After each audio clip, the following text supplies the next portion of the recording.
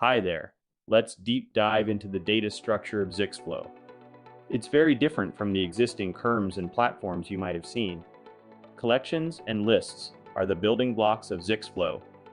In this video, let's understand their various aspects in depth. When you log into Zixflow, you see default collections like people, company, and deals. Similarly, you can create more collections if you need. All the data you upload to Zixflow is stored in these collections. Now, you can create a list on top of collections for each use case that you want to build.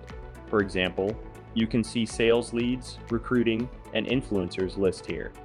Similarly, to build a new list, click the add icon here. You can create your own list from scratch or use a pre-built list template. We have covered a lot of use cases via these templates.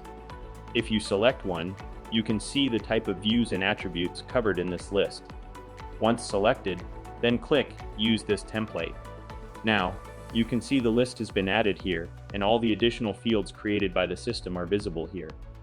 If you want to create a list from scratch, then go to Add List, then click Build Your Own. Choose a list name and an icon. Select the parent collections you want to pull the data from. You can control duplication from here if you want to allow it or not. Once selected, click Create. Let's see how to manage attributes and how it works.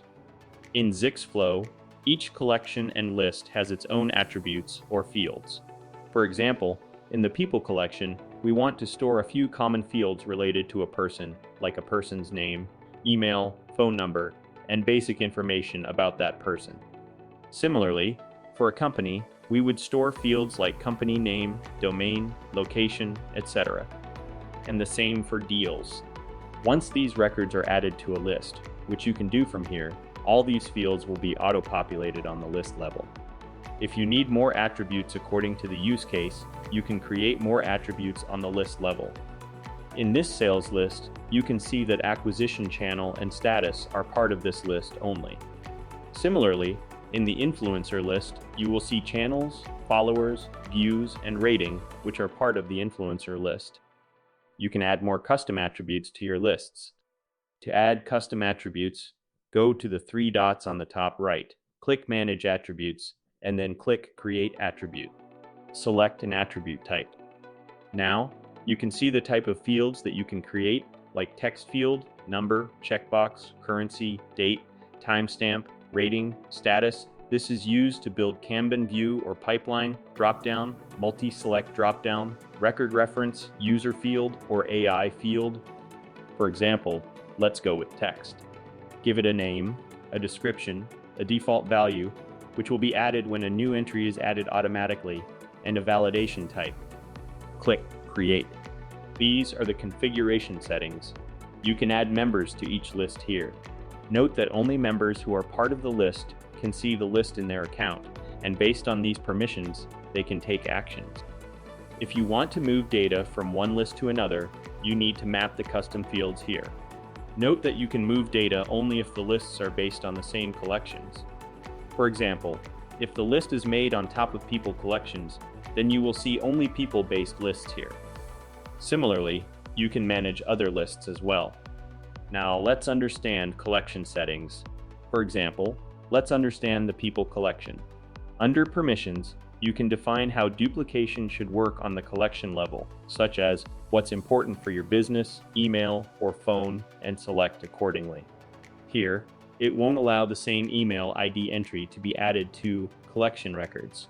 If you get new attribute information, it will allow updating the existing record, so the record information will be updated and won't be lost. Under visibility, you can define how the records will be visible in your organization.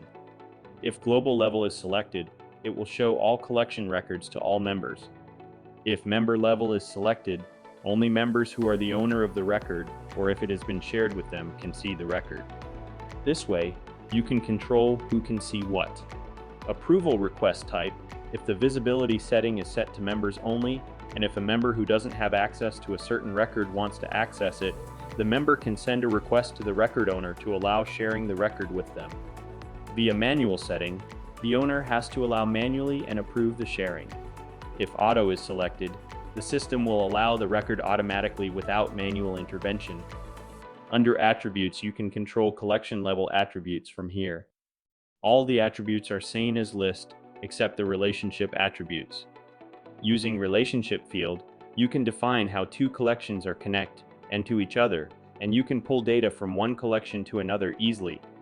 Note, all attributes created under Collections can be accessed by any list. Under Team, you can also build multiple teams if the collection's visibility set to member level. You can allow managers to see team members' records by creating team. Now, let's go back to the list. The views allow you to visualize the data between the table and Kanban views. The table view allows you to see your contacts in spreadsheet format. The Kanban view lets you display data as a pipeline, which you can drag and drop. You can also create custom views for the data. To do that, click Views, select the Create View option, choose between the table or Kanban view, enter a name, and click Save. If Kanban is selected, then you need to define which status field will be used for pipeline stages. You can create multiple status fields and attributes, and can create multiple Kanban views, which allows you to see the same data in multiple formats. In addition to that, you can pin a view to the sidebar for easy access. To pin a view, click Views, select Pin, and your view will be under Pin Views in the sidebar. Moving on to Filters. Filters allow you to view the data based on certain conditions. You can add filters to your views. The platform will automatically filter your collection. You can apply multiple filters using OR or AND conditions. To remove a filter condition, click the bin. Next, we have Sort. This will enable you to see the data in a specific order. Select the Add Sort option, select an attribute, and choose between ascending or descending sorting. Once you pick an option, the system will automatically sort the selected attribute. You can add multiple sorting options and rearrange them by dragging up or down. After that comes the view settings. These let you control which attributes you want to view in the list. To add a column, click View Settings, choose the Add Column option. From this drop-down menu, pick an attribute to add. To remove a column, click the Remove Column button. Now, once all setup is done, there are a couple of ways to add data to a collection. Manually add them, fill in basic information here and click Save. Bulk import, go to list where you want to upload. Then import. Drop your CSV data file, map the fields, and upload them. Use the Chrome extension to add data directly from LinkedIn or the web. It works like one click, and you can send data from LinkedIn to Zixflow. Create forms to capture leads or information directly. You can embed them to pages or directly share it as landing page. Use a PI for integrating with external apps. You can see the developer docs here. Use Zapier integrations. Under Admin, you will see the integration section here and connect the apps you are already using. Now you see how Zixflow is super customizable. Start building your flows like magic.